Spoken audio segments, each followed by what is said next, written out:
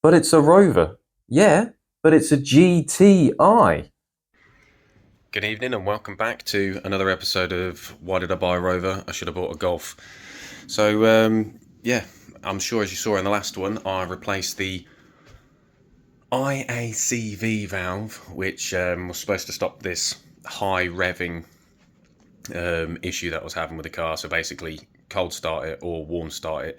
It sits normal at whatever idle it's supposed to be and then jumps up probably around about 400 RPMs. So an example of that would be if I start up the car, it will sit at 1200 and then bumps to 1500. Yeah, which don't know why it's doing it. Replaced the IACV last video. Thought that was going to be the issue because that tends to be if it sticks open, it just goes, oh, and does that. I can't scan the car because I don't have the capability to OBD it due to the fact that it's not OBD2 compliant. So I'm stuck sort of guessing or parts cannoning it a little bit. But before I do that, I figure what I might do is actually start trying to test some of the sensors. So it could be the throttle positioning sensor because there's got to be something where it goes, it's not right. It waits 2 seconds and then it sort of like ticks it up. So if it's there and it goes, well, at least in my perception, it's got to be something where the ECU's like, I don't like this. Let me just increase the rev range, or let me just increase more fuel into it, for whatever reason that may be. Whether it's it doesn't know where the throttle position is, whether it thinks the engine's too cold, whether it thinks that there's not enough air or too much air. So that's like the math side of things. I guess if it thinks there's too much air, it'll add more fuel to it. Whatever it is, it's bumping it up to there, and then it always sits at that guaranteed like tick up, which to me says that the ECU's telling it to do it, but why is it telling it to do it? So yeah, I guess we're going to have to do this old school, test a little bit of continuity on a couple of these sensors and see where it gets us. So let's go get a multimeter and do this like it's, I guess, the late 1990s, or in my case, the year 2000. Exciting times. Let's go. Right, I figured the easiest way to demonstrate how to test certain components on the car was by setting it up using a multimeter on the desk, because as we know, I can't use my OBD2 reader because OBD don't work. So, or OB don't work, yeah, OB don't work, there we go. So this here is a TPS sensor, multimeter. So we've got our multimeter plugged in and I've got it set to, on the ohms, which is this one here. Ooh, see if we can see it in the camera. Ohms, and I got it set to 200k resistance. Now, the way that a TPS sensor works is inside here is a variable resistor. So depending upon the amount of resistance is applied to the sensor, or to that resistor with inside that sensor, it will determine what position the throttle sits at. And the way that works is you got your throttle, it's got like this sort of half moon shape in here. It sits on here. In fact, it sits that way around. So as you have the throttle cable, which pulls down like this, see this little semicircle here? I'm just going to turn it with my thumb. So that'll be, let's say for example, throttle closed. As you put your foot on it, it turns around and that's opening up that butterfly valve that's inside your throttle, or your throttle body, should I say. So this is just a simple way that a throttle position sensor works. And then while it's set like that, shall we say, that could be the butterfly valve completely closed, which is what's telling the IVCA, the idle air control valve, IACV valve to open. So when that's sat in that closed position, that produces a certain amount of resistance, which goes back to your ECU, and it says, hey, you need to open up your idle air control valve, which will allow a certain amount of air to bypass the butterfly valve and keep your car idling along. But if there's a problem with this, so say for example resistance drops down to 0, it might say, oh, and it's at 0 all the time regardless where you're sitting, it might say, oh, hang on a minute, you need to have additional air coming in here, so it messes around with the idle air control valve. But the way you can test this, if you have a vehicle that doesn't have OBD2 or your OBD2 doesn't work, is what level of resistance you're receiving. Now I have already done this on the one on the car. This is the new one, just to give the demo. So like I say, multimeter, got it set to ohms, got it set to 200. We're going to have it set like this for a minute, and you can see on here we've got one. One indicates open circuit. Now if I put these two together, you can see, look, we've now got a full circuit So there's 0 resistance running through. So that means that when we use this, which is on here, it's going to be that one and that one. Oh, let's put it here. This one and this one.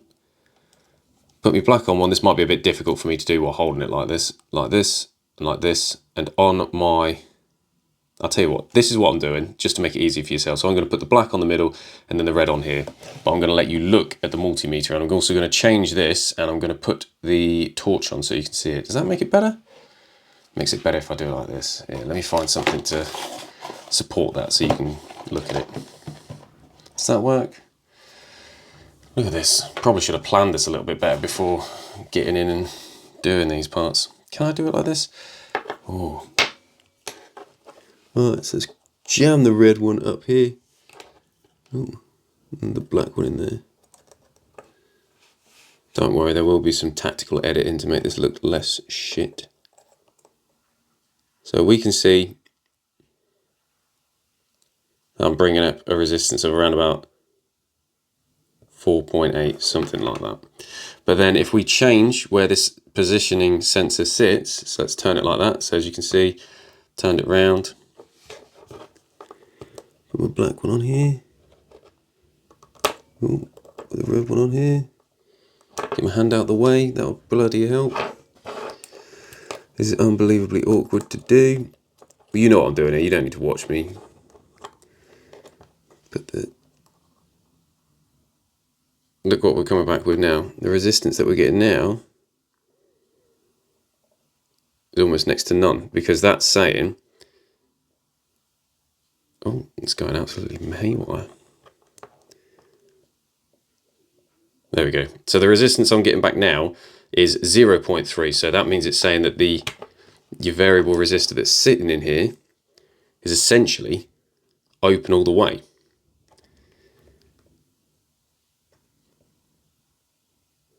There we go. And can I move it at the same time?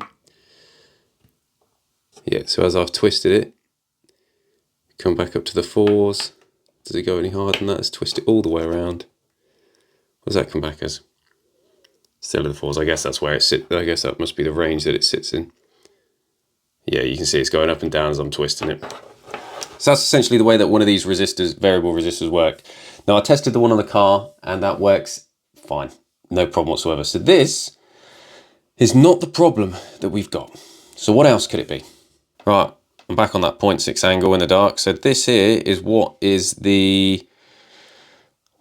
It's the sensor, the heating sensor, the coolant temperature sensor. So this is the one that actually detects how hot the coolant is and tells the ECU how hot it is, not the one that tells the dial on in the car how hot it is. So basically there's an elbow on the corner. If I can put a diagram in or a picture, I will do.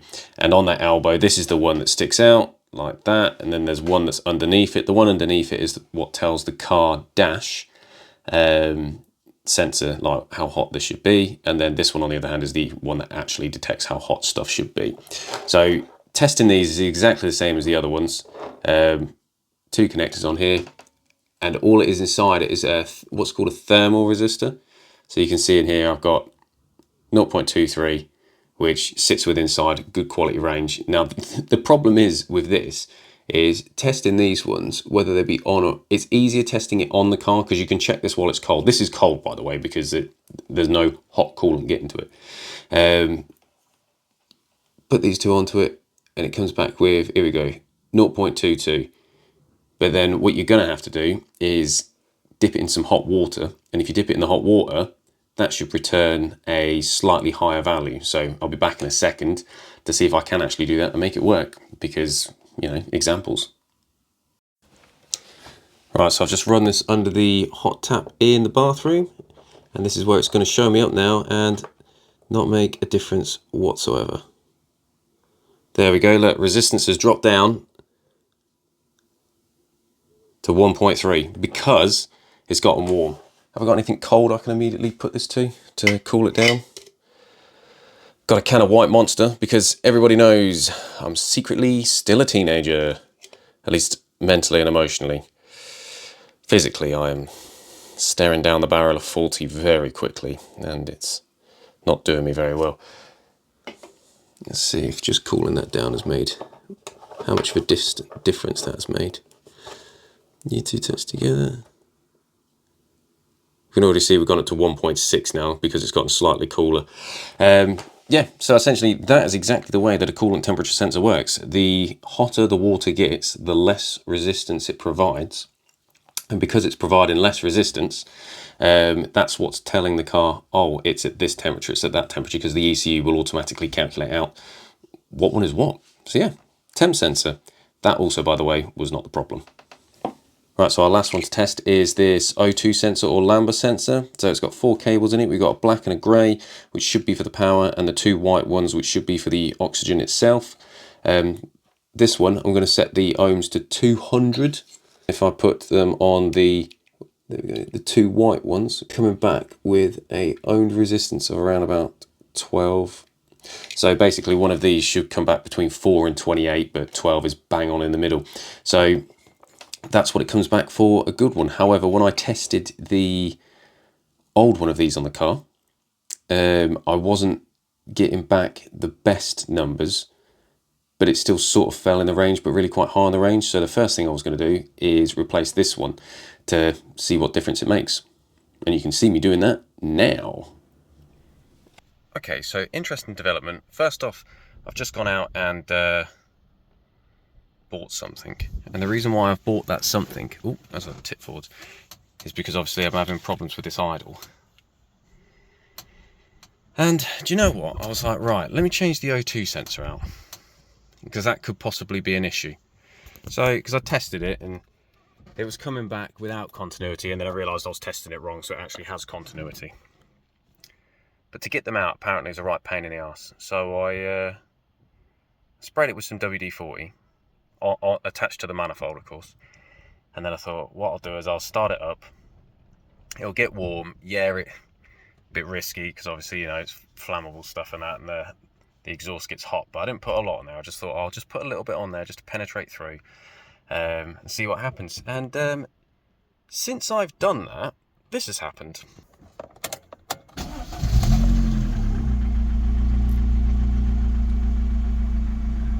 The idles are normal.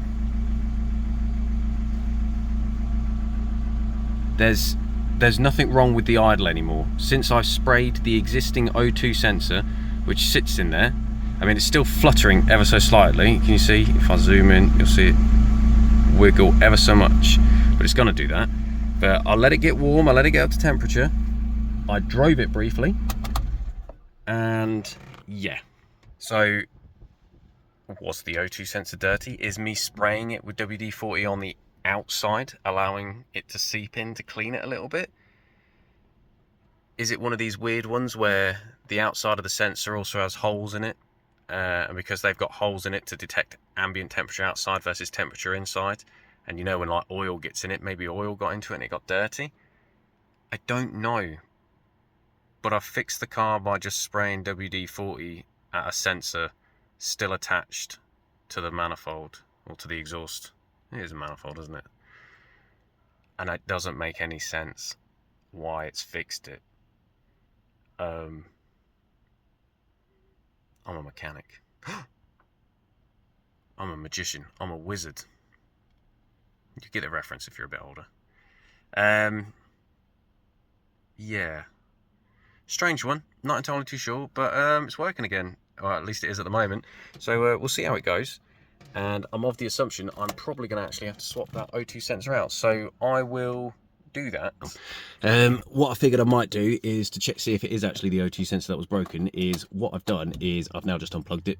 And if it does the same sort of fault, then at least we kind of know that's probably what the issue was. So let's find out if that's the case.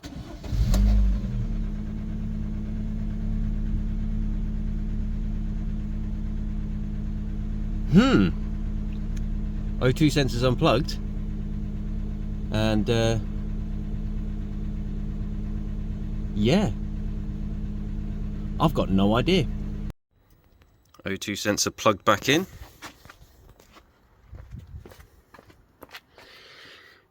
Here we are.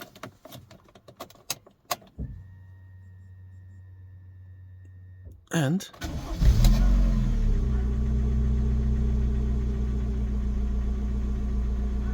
I don't get it. It's just everything's okay now. I still stand by it. Rover. Also, although I sprayed WD-40 onto the O2 sensor, you shouldn't actually do that. My only reason why I did do that is because my intention is to swap out the old one, which I'm now I now still have to do because I sprayed it with WD-40, which was, yeah. Cars. If you know, let me know. And this is another video where I cut in part way through what I was saying before. So basically I sprayed that stuff on the O2 sensor, as you'd seen. I'm recapping for myself, even though you would have just heard it. And I thought maybe that's the reason why everything's working. It could still be the reason why maybe everything started working, which, like I say, I'm going to have to change that now because that's probably going to damage the O2 sensor. It's a couple days later, it's still working. And I thought to myself, there's on the forums they have spoke about the coolant temperature sensor being a culprit, and I had a little look, and I'll show you in a second at the top quality wiring job for the coolant temperature sensor, which, yeah, could be the fault that I'm getting with respects to this high idle. Let me show you. Here we are in the engine bay. So this is your coolant temperature sensor, and that, let's zoom in, is a top quality exposed power wire or feeding wire, which is knocking about. There's the ground, or the negative, which is nicely wrapped up, but this one on the other hand is just floating about. And what I noticed, let's zoom back out, what I noticed is when this is unplugged, or one of the faults you can get is if this doesn't work, this fan turns on, which if you unplug it, this fan does turn on and runs all the time, and it runs cold. However, if this temperature sensor isn't giving you, if this isn't turning on, but this temperature sensor's working, apparently what it does is it defaults, the ECM defaults to some sort of like standard way of running things, which I'm assuming this may have been touching here, grounding it out, which meant that when it got hot enough, this would still turn on, but what it was doing in the meantime was it was just pumping up the revs to a high enough level, which I think when I started messing around with this and moved it, meant I've moved this wire so it's not grounding out. So I actually think the problem may have been a grounding issue. So what I'm going to do now is crimp on like one of these onto it. I've also got some heat shrink to put that around to protect it, to make sure it doesn't come undone or off again. Just been crimped. I've done it this way, and then I'm going to take this, slide it over it, slide that over there, and then heat it up with my lighter, and that should keep it safe for another day. There you have it, all heat shrunk protected, heat shrunk covered. Remember to wrap up? I don't know, however you want to say it. Heat shrunk rapid, that's done. So I'm just going to connect this bad boy back now and get the car started, and hopefully away we go. Back in the car after I've done all that crimping or crumping or crunking. Do you remember crunking, little John? No, right. So I've crimped the cable together, put the heat shrink around it. Back in the car now. Going to turn it on. Hopefully it's still fixed. We'll find out in a second when I go. Idle's not jumped up. Still sitting there. Oh, it's wibbly wobbling. It's hunting a little bit. I don't know if you can hear it. Anyway, right, let's let that tick over for a few minutes. So the plan right now is I'm gonna let that tick over for a few minutes so that it settles down just ever so slightly. And then what I'm gonna do is, there we go, it's already settled down now. Right, in fact, look. Settled down. This is still high, of course, because it's a cold start. But yeah, I'm in the car, gonna drive it. I need to take it to Sainsbury's this time because it's slightly closer, and put some air in the tyre, because I do believe my passenger side tyre, I think it's the passenger side, what's that, the off side? Near side? Off side, I can't remember, I don't know, I never remember this. The air keeps going down in it, which I have a feeling there's nothing. It doesn't seem to be a puncture in the tyre. It's pretty much brand new. It's done 700 miles, if that. Yeah, I have a feeling that it's just not been seated correctly. So let's go put some air in that. Take the car out for a little bit of a drive. I want to check to see if the fault comes back after the small amount of work that we've done. So, which is not a lot, other than messing around and checking things out. Let's see if it works now and it doesn't go wrong. Alright, so we're driving in the rain now, which is always exciting to do with my dodgy window wipers that do work, just they seem to overstep the mark every now and again. Like when they go this way, they seem to ever so slightly overgo the windscreen, but if you adjust them so that they don't do that, they then hit the bonnet and it makes an awful dunk sound. I can also tell that I haven't driven this car for around about 2 weeks for a couple of reasons. One, I haven't driven a manual for 2 weeks, so I've got to ever so briefly get back to doing that. And two, you know when cars have like that, you've let me sit for a bit. You know, you've been away at the airport sort of thing. You don't just get in it and it just goes because it's used all the time. It's sort of like a doo-doo as it moves. That's usually the brakes go off. Sorry, I'm gassy as anything because I've smashed out a Pepsi Max just before I came out. Other fizzy drinks are available. No, they're not. Just buy Pepsi Max or Monster Energy. Ultra white, it's the only way to be when you've got young kids. In fact, I had a Greg's coffee today. Happy days. This has got nothing to do with the video. But as it stands at the moment, I am currently sat just below half on the old temp gauge. Lights are on, wipers are on, indicators now on because I'm a responsible driver. And revs are sitting at the apparently 875 is where they're supposed to sit, and they're currently sat at 875. Well, I'm going to go with 875 because it's below the 1000, but not like loads and loads, so I'm guessing that is where it needs to be. Yeah, it's pulling alright again, doesn't seem to have any issues. The car sounds fine, doesn't seem to have any misfires, hesitations, knocking. Now, because I am specifically going to top of the tyre, I'm not going to be doing any ragging or anything like that beforehand, or at least not any ragging in the car, maybe because it's dangerous if you were to do that. Let's turn the rear wiper on so we can see out the back as well. Yay! When people, I don't get why people remove the windscreen wiper.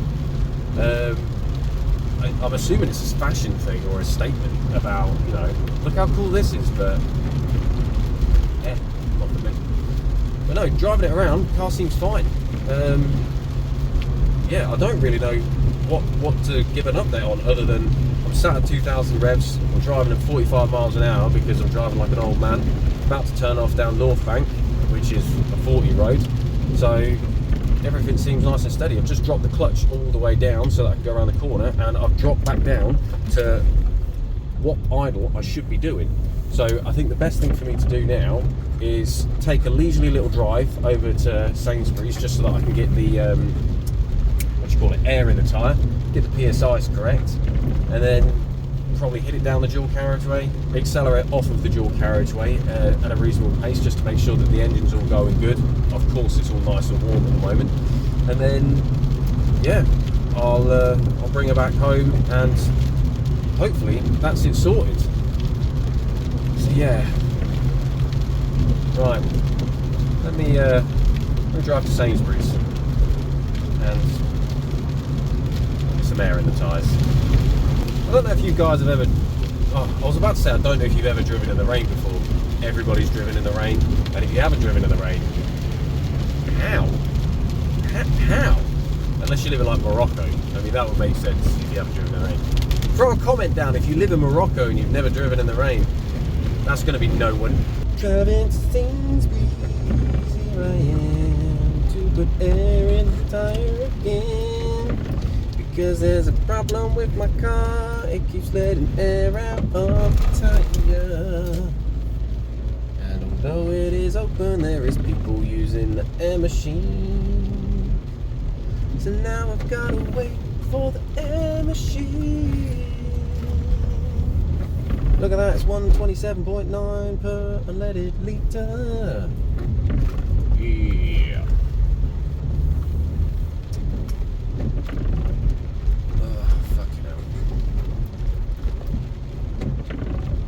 Right, just like Magnetic Man, I've applied some air to my tyres, and yeah, the passenger side front has gone down to 26 psi from 32, because you're supposed to put 32 all the way around, and all the car has done is sat still. It is always that tyre. All the rest of them stayed the same. So I have a feeling that that tyre doesn't sit properly on that alloy. So happy days for that. So I don't know, I'm going to have to take it back to the shop, Halfords obviously, and get them to have a look, whether it's a puncture repair or if it generally is an issue. And if it's a problem with the alloy, well, I guess I'll have to get a new alloy wheel, won't I? Because I've got a Steely as a spare in the boot, and I don't really fancy rocking it around on one Steely. Anyway, yeah, idle's staying firm. Idle's firm.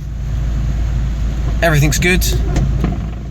Only thing that's mildly concerning is I've got a little bit of what looks like white smoke coming out of the exhaust. Don't know if that's normal for the car or not.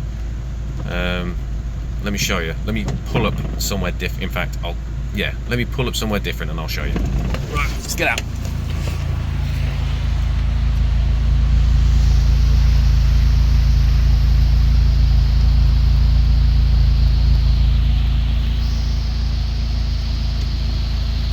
Yeah. Does that seem okay? Does that seem head gaskety again? I feel like it's head gaskety again. I don't know though. But then I tell you what, I think the best thing for me to do is got the heater on, temperature gauge is fine. Just gonna have to drive it around for a little bit. The coolant has stayed the same level. Yeah. Hopefully it's not. If it is though, it's all under warranty. Woo! So warranty work. Woo! I'm going home. There was a different ending to this. I'm going to put my demister on the back. There was a different ending to this, which was me saying, oh, I sprayed the O2 sensor and this has all worked and I have no idea why. It could still be that, but I actually think it's down to this being shorting out on the air conditioning pipe, because there was an exposed wire, so that means that there was a grounding problem, I guess. So it was, the sensor was there in order for it to turn the fan on, which is why there was no issue, or supposed no issues, but because it kept touching that pipe, it was grounding it out maybe, which was causing it to go, do you know what, I'm just going to bunk the idle up really high. So then it led to overfueling, which is the reason why I thought that white smoke was coming out the back, but it doesn't appear to be that, so yeah. Right, on that bombshell then, and hopefully it's not the air gasket, but on that bombshell, please like and subscribe to find out what the next issue is I have installed for this. Thank you very much for taking the time to watch. I hope you learned how to do some checking with multimeters and all that sort of stuff. It is well hot in here now. Let's just turn that down. And it's only on number 1. Bloody hell, I'll tell you one thing I'll give the old 25, it's an old car, but they do know how to heat you up. I remember, once again, old Mark IV Fiesta, I've mentioned these before, brilliant cars, they used to do that. In fact, look at this. That is still sat idling correctly. So what we've learned today is the idle's all okay, the car's pumping some rubbish out the back that we have no idea why. Hopefully it's not head gasket and it's just a feature of the vehicle, because the coolant level seems to have stayed the same. I'll give you an update on the coolant level, maybe next video, maybe a couple videos down the line, because I've still got suspension work to do on the car. Thank you for following along and just listening to me ramble about shit and fucking stuff that's got no importance towards whatever's going on at all. However, I feel it's interesting, maybe because I love to do the ramble.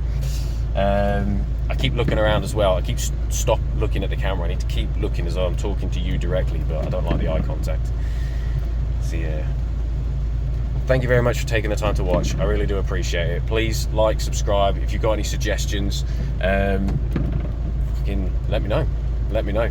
And I look forward to seeing you in the next one. So, ta-ra.